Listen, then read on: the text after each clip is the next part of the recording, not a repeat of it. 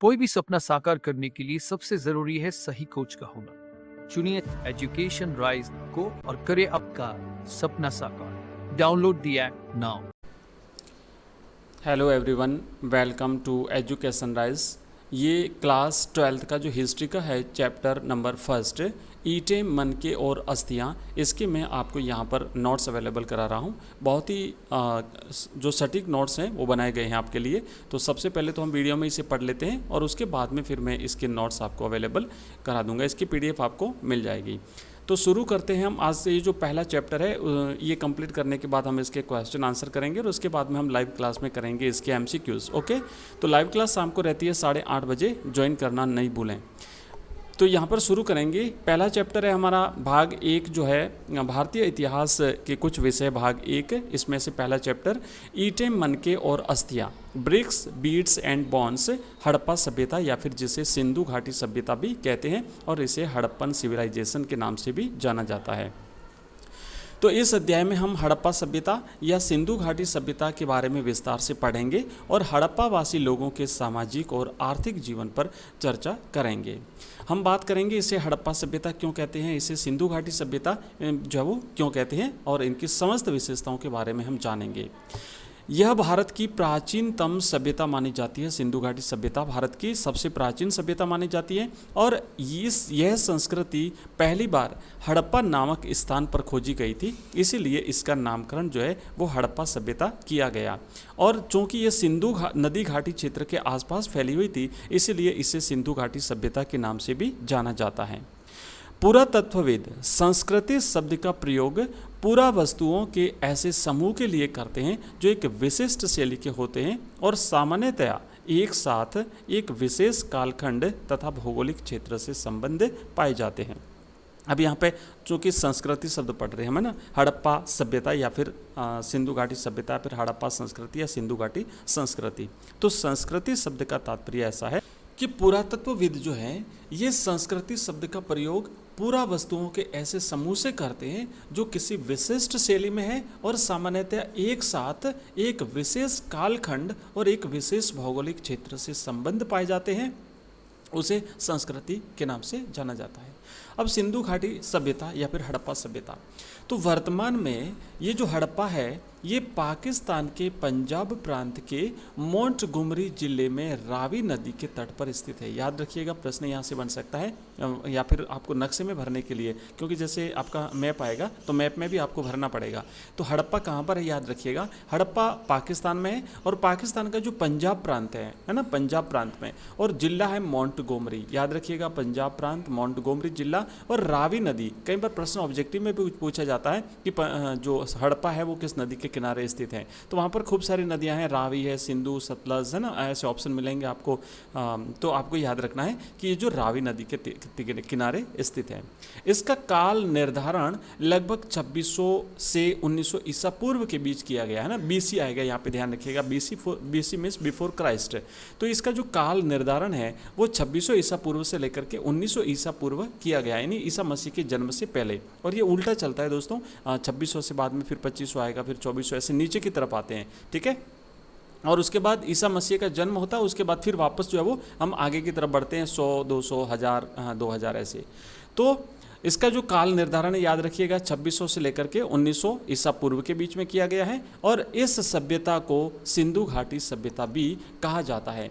इसीलिए सिंधु घाटी सभ्यता इसलिए कहा जाता है क्योंकि ये सिंधु नदी घाटी जो है उसके चारों तरफ उसके आसपास फैली हुई थी और इसीलिए इसे सिंधु घाटी सभ्यता कहते हैं। जबकि हड़प्पा नामक स्थान पर पहली बार इसकी खुदाई हुई थी, इसीलिए इसे हड़प्पा सभ्यता या फिर हड़प्पा संस्कृति के नाम से भी जाना जाता है।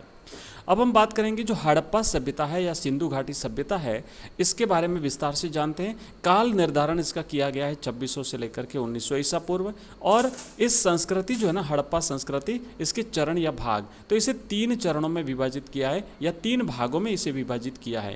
पहला है आरंभिक हड़प्पा संस्कृति, दूसरा है विकसित हड़प्पा संस्कृति और तीसरा है परवर्ती हड़प्पा संस्कृति। सबसे पहले हम इसकी खोज के बारे में बात करते हैं। हड़प्पा सभ्यता की खोज तो हड़प्पा सभ्यता की खोज जो है ये 1921-22 में दयाराम साहनी, राखलदास बनर्जी और सर जॉन मार्शल के नेतृत्व में हुई थी। याद रखिएगा, इसकी खोज जो है 1921-22 में दयाराम साहनी, राखलदास बनर्जी और सन जॉन मार्शल के नेतृत्व में हुई थी। और एक्चुअली हुआ ये था कि रेलवे लाइन बिछाई जा रही थी ना, 1856 की बात है। कराची से लेकर के लाहौर, कराची और लाहौर के बीच में जो रेलवे लाइन बिछाई जा रही थी, तो वहाँ पर जो उत्खनन कार्य हो रहा था उसमें अचानक जो है वो कुछ ईंटें और इस प्रकार का की सामग्री मिली थी, है ना। उत्खनन कार्य के दौरान हड़प्पा पूरा स्थल मिला था, जो कि ये वर्तमान में पाकिस्तान के पंजाब प्रांत के मोंटगोमरी में स्थित है। तो उस समय तो ज़्यादा ध्यान नहीं दिया गया, है ना। उसे इसी प्रकार एक ईंटें प्राप्त हुई और ये मान करके उसे छोड़ दिया गया था, लेकिन बाद में फिर इस पर जो है वो ध्यान दिया गया था। तो उस समय जॉन बर्टन और विलियम बर्टन दोनों ने एक महत्वपूर्ण सभ्यता होने का संकेत दिया था, लेकिन फिर भी इसका जो है वो कोई उत्खनन कार्य नहीं हुआ था। 1920-21 में माधव स्वरूप वत्स और दयाराम साहनी के द्वारा पहली बार हड़प्पा का उत्खनन कार्य किया गया। 1922 में राखलदास बनर्जी ने मोहनजोदड़ो नामक स्थान पर उत्खनन किया, जो पाकिस्तान के सिंध क्षेत्र में लरकाना जिले में सिंधु नदी के किनारे स्थित है।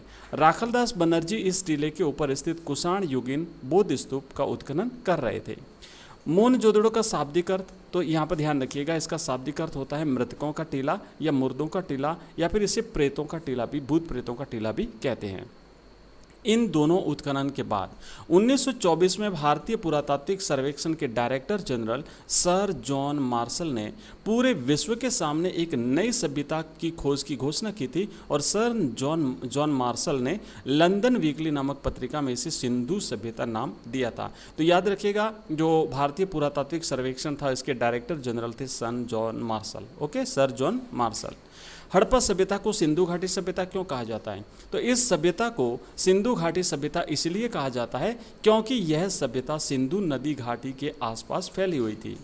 इसके लिपि की बात करते हैं। सिंधु घाटी सभ्यता की जो लिपि है, इसे भाव चित्रात्मक लिपि कहते हैं, और अभी तक इसे पढ़ा नहीं गया है। ये जो सिंधु घाटी सभ्यता की जो लिपि है, इसे अभी तक पढ़ा नहीं गया है, और ये भाव चित्रात्मक लिपि है। भाव चित्रात्मक का मतलब होता है कि चित्रों के माध्यम से भावों को अभिव्यक्त किया गया है। इस रूप में ये लिपि जो है वो लिखी गई है, और सिंधु लिपि दोनों ओर से लिखी जाती थी, इसलिए इसे बुस्ट्रोफैदन भी कहा गया है। याद रखिएगा, इस लिपि का दूसरा नाम है बुस्ट्रोफैदन। बुस्ट्रोफैदन इसलिए कहा गया क्योंकि दोनों तरफ से लिखी जाती थी, और इस लिपि को अभी तक पढ़ा नहीं गया है।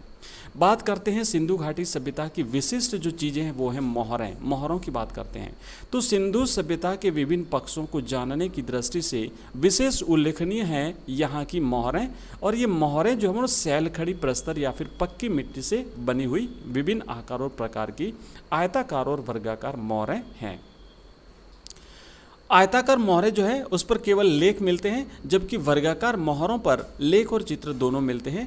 मेसोपोटामिया की 5 बेलनाकार मोहरें मोहनजोदड़ो से मिली हैं, और फारस की बनी हुई कुछ संगमरमर की मोहरें लोथल से मिली हुई हैं। लोथल एक बंदरगाह क्षेत्र है जो कि गुजरात में समुद्र तट पर स्थित है। तो ये सारी चीज़ें हम आगे पढ़ेंगे। ठीक है, आज के वीडियो में इतना ही। हमने एक सामान्य जानकारी प्राप्त करी है, और इसी तरीके से हम आगे बढ़ते रहेंगे। अगर वीडियो पसंद आया तो चैनल को सब्सक्राइब जरूर करिएगा। Thank you, bye.